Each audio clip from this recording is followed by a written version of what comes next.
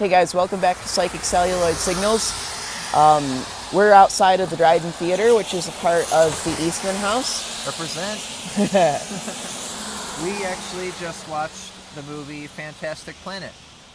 Today, we're here with the first entry in our Criterion of the Month series, which also happens to be a pretty obscure film as well. It is the 1973 French-Czech animated film Fantastic Planet. What's cool about this movie is that the type of animation style is cut-out stop motion, which is quite unorthodox and one that you especially don't see used anymore. Anyway, Josh here has something really cool to show you all. Yes, the packaging for this film is fantastic, so let's check it out. This film comes in a clear emery case, as we'll see is pretty standard for Criterion films. I like them. They're solid, sleek, and look nice. On the cover is an illustration of one of the giant blue creatures called drags and a human. We'll check out the spine now. The name is very legible, which is nice, and it says here that it's spine number 820. Let's check out the back. As you can see, this has some pretty awesome special features. The film in here is a new 2K restoration, and the disc even has a couple short films by director Rene Laloux and illustrator Roland Topor. I probably pronounced both of those wrong. Next, we'll take a look at the inner artwork and the disc itself. There we go. On the disc, we have another illustration of a drag, and the inner artwork appears to be a landscape from the film. I'll remove the disc so you can see the whole thing. I like that it's not overwhelmingly flashy or anything, but the artwork is nonetheless beautiful and fitting. Now I've got the insert laid out, so let's check that out. It's probably hard to see, but on this side we have an essay by freelance writer Michael Brook. He goes into a lot of detail about the background of this film, including the political and social environment it came about in, as well as the backgrounds of the illustrator and director.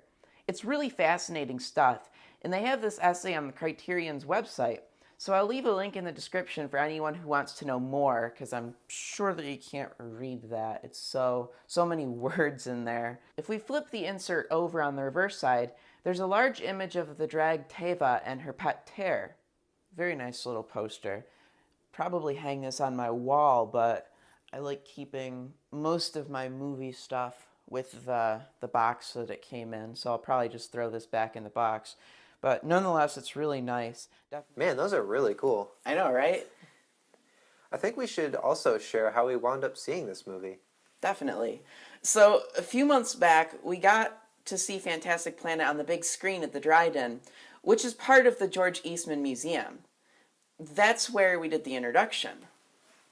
This gave us an amazing opportunity to see the film in an actual theater, and about the highest quality we could expect to see it. And with that as a comparison, the Criterion copy still didn't disappoint. The image quality is incredible. The psychedelic colors are vivid. I'd say it's among the best I've seen at home, even for a Blu-ray. There were tons of moments that stood out to me. The music is right up my alley. It's very psychedelic and complements the abstract imagery. The concepts for the indigenous wildlife are especially cool. Some of it's almost jarring.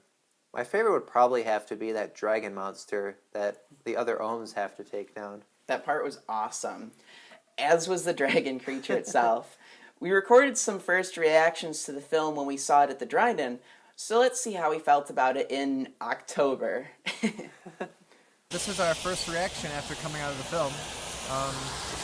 Overall, it was an enjoyable, interesting experience. Very psychedelic. Very psychedelic. The music was fantastic. Oh, absolutely. One of my favorite parts, actually, was the music. Yeah, the imagery as well. The thing. A lot of interesting, creatures, like aliens and, let me think. I don't know, do you have anything to add? Like the lady who introduced it said stuff by Alejandro Jodorowsky reminded me of, for sure. The Treg people, the alien species, reminded me of the character Dr. Manhattan from The Watchmen. Yeah. I think I still stick to my initial reactions. Me too. I think a good takeaway is that this movie isn't going to be right for everyone, unfortunately. It's not a criticism of mine, but the film does ask the viewer to accept a lot of weird and arguably pointless scenes. You have to look past the surface, though, of it, and see that the scenes really enhance the feeling of being on an alien world, and you're expected to feel confused because you're no longer somewhere familiar. That said, it's probably still only going to appeal to a certain niche of movie buffs. Yeah, if you think The Holy Mountain was a masterpiece, if you love Salvador Dali's artwork and can't help trying to figure out what the hell he was painting, or if you're like someone who likes listening to The Dark Side of the Moon while watching The Wizard of Oz, this film might be for you. And if you find you do like Fantastic Planet as much as we do, I'm sure this copy will more than satisfy your appetite for the strange. Alright guys, thank you so much for checking out our first video in the Criterion of the Month series. We really hope you liked it. Let us know in the comments if you've seen this movie and what you thought about it. If you've seen the Criterion release of this film, did you like it as much as we did? Take care, guys. Something to that extent.